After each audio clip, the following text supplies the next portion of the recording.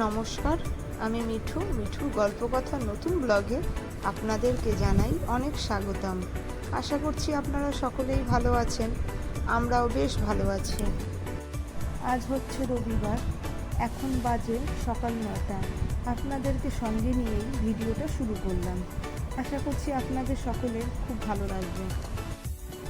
আজ সকালবেলা উঠেই তোমার দাদাভাই বায়না পরোটা খাবে আর সাদা আলু চচ্চড়ি দিয়ে খাবে, কিন্তু আমার না সাদা আলু চচ্চড়িটা না বেশ ভালো লাগে না, একটু হলুদ না দিলে কেমন একটা রঙটা লাগে।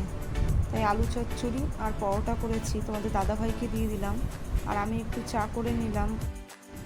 পর্দাগুলো খুব নোংরা হয়েছে, এদিকে খুলে নিয়ে মেশিনে দিয়ে দেবো, কারণ মেশিনে হতে তো অনেকটা সময় লাগবে। এদিকে বাদবাকি ঘরের কাজগুলো আমি করে নিতে পারবো। ঘরে পর্দা থাকলে দেখতে সৌন্দর্যটাই আলাদা থাকে, যেন পর্দা লাগালে ঘরের সৌন্দর্যটাই যেন চেঞ্জ হয়ে যায়। আর পর্দা না থাকলে যেন ঘরটা কেমন একটা ফাঁকা ফাঁকা লাগে, ঠিক একটা ভালো লাগে না।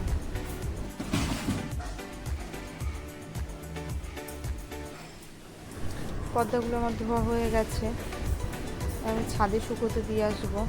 আজ না বাইরে বেশ রোদ আছে, তাড়াতাড়ি শুকিয়েও যাবে।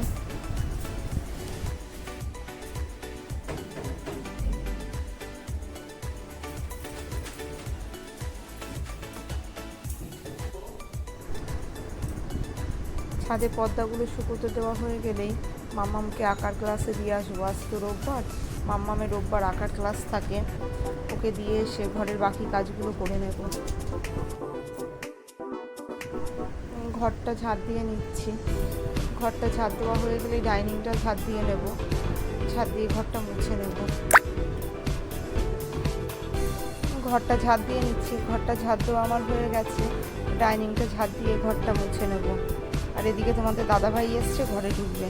আনছি এখনও ঘরে ঢুকতে হবে না, তুমি ওখানে দাঁড়াবে একটু, আমি ঘরটা মুছে নিই, তারপরে তুমি ঘরে ঢুকবে। নাইলে না ঘর মুছতে গেলে না বারবার যদি পাড়ায় না পায়ের ছাপটা বসে থাকে তো বিরক্তি লাগে, ভালো লাগে না। ঘরের কাজ সব কমপ্লিট করে রান্নাঘরে চলে এসেছি। এদিকে ভাত বসিয়ে দিয়েছি, ভাতটা ফুটছে। আর আজ করবো ঝিঙে আলু পোস্ত। আর তোমাদের দাদাভাই আজ মাটন নিয়ে এসছে, তাই মাটন রান্না করবো। ঝিঙে আলু পোস্তটা আমি বসিয়ে দিয়েছি। আজ পেঁয়াজ দিয়ে করবো ঝিঙে আলু পোস্তটা। কালো জিরে ফোড়ন দিয়ে পেঁয়াজটা হালকা করে ভেজে নিয়েছি, তারপরে আলুটা দিয়ে তারপরে ঝিঙেটা দিয়ে দিয়েছি, দিয়ে পোস্ত আর কাঁচা লঙ্কা বাটাটা এর মধ্যে দিয়ে নেড়ে চেড়ে ভালো করে। আমি একটু এর মধ্যে মিষ্টি অ্যাড করেছি, তোমরা চাইলে মিষ্টিটা নাও দিতে পারো। মিষ্টিটা দিলে কি স্বাদটা একটু ব্যালেন্স থাকে, খেতেও বেশ টেস্ট হয়। হয়ে গেছে ঝিঙে আলু পোস্তটা, আমি বাটিতে তুলে নিয়ে কড়াই বসিয়ে এর মধ্যে পেঁয়াজটা ভাজা বসিয়ে দিয়েছি, জিরে শুকনো লঙ্কা ফোড়ন দিয়ে মাংসটা বসাবো। তাই আর আমার মেয়ে না মাছ ডিম ভালো খায় না, ও মাংসটাই বেশ ভালো খায়, সেটা চিকেন হোক আর মাটন হোক, যাই হোক ও মাটনটা বেশ, চিকেন মাটন দুটোই বেশ ও ভালো খায়।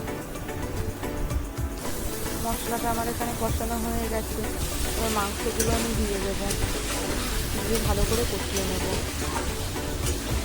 মাটন রান্না করলেই না আমার বাবার কথা ভীষণ মনে পড়ে। আমার বাবা আমার হাতের এই মাটন খেতে খুব ভালোবাসে। আমি একটু পাতলা তেল মশলা কম দিয়ে রান্না করি, আর আমার মা না ভীষণ রিচ রান্না করে, তেল মশলা সব বেশি দিয়ে রিচ করে রান্না করে। বাবা বাড়িতে গেলেই বাবা আমাকে বলবে, মনা তুই রান্না কর না। একবারে দিয়ে আমি ইন্ডাকশানে বসিয়ে দিয়েছি, মাংসটা এদিকে হতে থাকে, আমি এদিকে বাসন রয়েছে অনেকগুলো, বাসনগুলো মেজে নেব।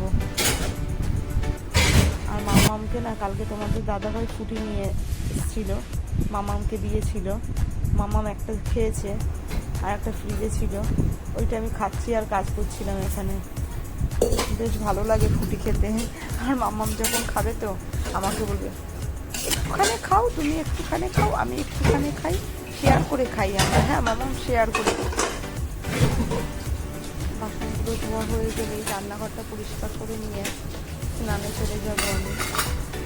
আর তোমাদের দাদাভাই খেয়ে কাজে বেরিয়ে যাবে, তোমাদের দাদাভাইকে খেতে দিতে হবে।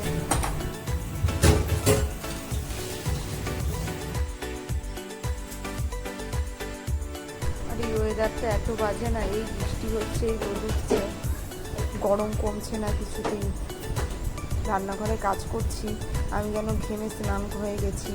রান্নাঘরে ঢুকলে পর কতবার যে আমি নাইটি চেঞ্জ করি তার ঠিক থাকে না। আর শুধু জল খেতে থাকবো, আর তোমাদের দাদাভাই বলবে জল খাও, বেশি করে জল খাও। আমার তো প্রেশারটা লো, শুধু মাথা ঘুরবে আর শরীরটা যেন হাত পার মধ্যে কাঁপতে থাকবে। কাজ আমার কমপ্লিট হয়ে গেছে, মামামকেও খাওয়ানো হয়ে গেছে, আমাদের দাদাভাইকে খেতে দিয়ে দিয়েছি, খাচ্ছে, আমিও খেয়ে নেব। হ্যালো, অনেকক্ষণ বাদে আপনাদের সাথে দেখা করতে এলাম। ভাবলাম ভিডিওটা তো শেষ করা হয়নি, তো এইমাত্র খাওয়া দাওয়া করে উঠলাম, তো ভিডিওটা এখানেই শেষ করব। ভিডিওটা আপনাদের কেমন লাগলো কমেন্টের মাধ্যমে আপনাদের মতামত জানাবেন। আবারও আসবো নতুন ভিডিও নিয়ে।